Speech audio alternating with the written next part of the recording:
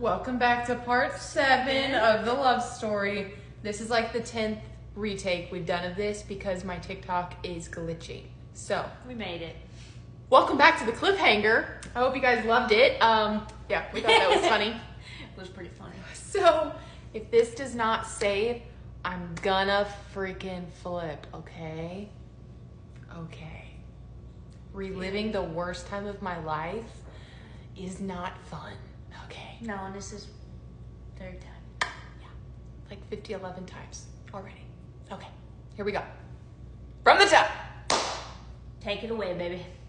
So we are conversating in my car, in her driveway, in a small little subdivision. It's not small, it's big actually.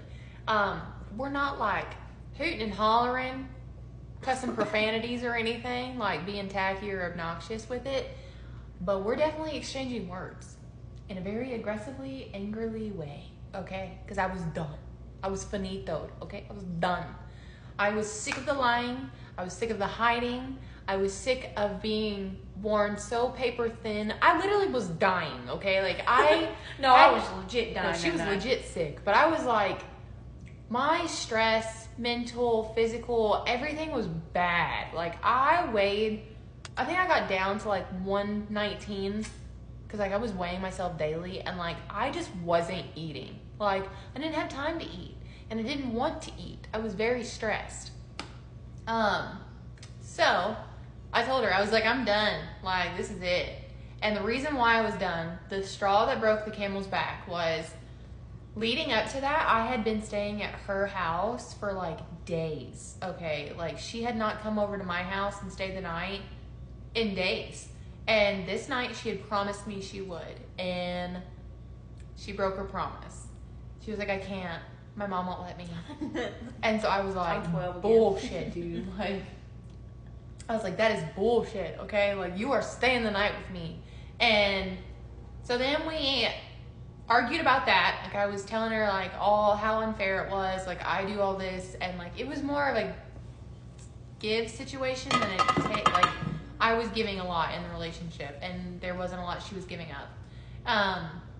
And so from there, I'm telling her, like, I'm going in, like, because her mom had texted me and was like, oh, I got my Alexas in. Will you come help me set them up? And I was like, oh, I'm going inside. I'm helping her set them up. And then I'm taking my butt home. Like, this is it, okay? We're done. And because, I was tapped out. Like, that year wasn't just us hiding in the closet and not being able to show our love publicly.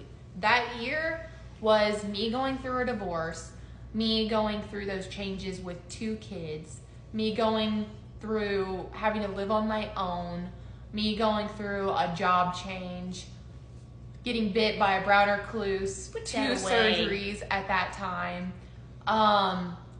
That was me going through huge life changes, all while having to pretend we weren't together. And I mean, like, having to get her ready for dates with guys and then dealing with guys texting her and like, yeah. Shame. Everybody shame her, okay? So like I had a lot on my plate. And so I was done. And when we got out of the vehicle, it didn't end there. Like we were still exchanging very harsh words up until we got to the garage. And I was getting very irate. My blood pressure was rising. I was mad. I was fit to be tied, okay? And I told her, I was like, this is it. You better come clean, okay? Because I don't do liars. I don't do it. And as soon as I opened that door, okay? As soon as I opened it, I looked to the left because somebody's in there. And it was her mom, okay? She's up against the garage door with her ear up against the door, and she's been listening the entire time. She heard it all. We didn't have to hide anymore. There was no more lies to be given, okay? She heard everything, and she was pissed. Her face was red. She probably could have spit nails at that moment, literally. And she's like, what is going on? Like, I want to know the truth right now. And she's like, actually, leave it. I'm going to get your dad. And I was like, oh God, that's going to get your dad. And so she went and got her dad.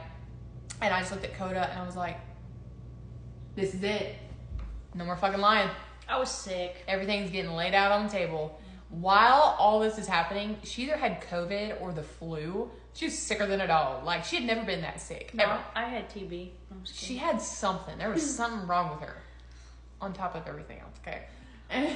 So her dad comes out there. He's like, what's going on? And I just remember, like, I had 10 seconds in my head where I was like, this is sink or swim. You need to give it your all. Plead your case, okay? It was like we were in a courtroom and we were the defendants and they were the judge and the jury, okay? I was literally begging for a plea deal, okay? Just so I could be with this woman.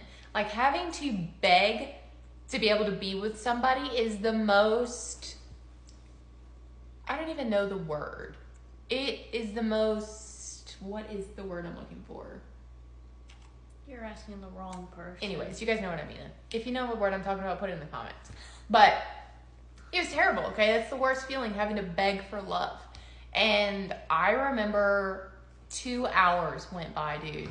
2 hours where we are literally, like, going back and forth. Like, I'm having to, like, plead with them, like, going all over the details. But it felt like days. it felt like days. Days. And like we were there. We will do another story, another part of just what was conversated in that garage, because it's a lot. It's a lot to process. But the next video, we'll do that. And then we'll let you guys know some more of what happens. So, yet again, another cliffhanger. Come back for the next part if you want to hear more of our love story. Thank you for following it. So, bye.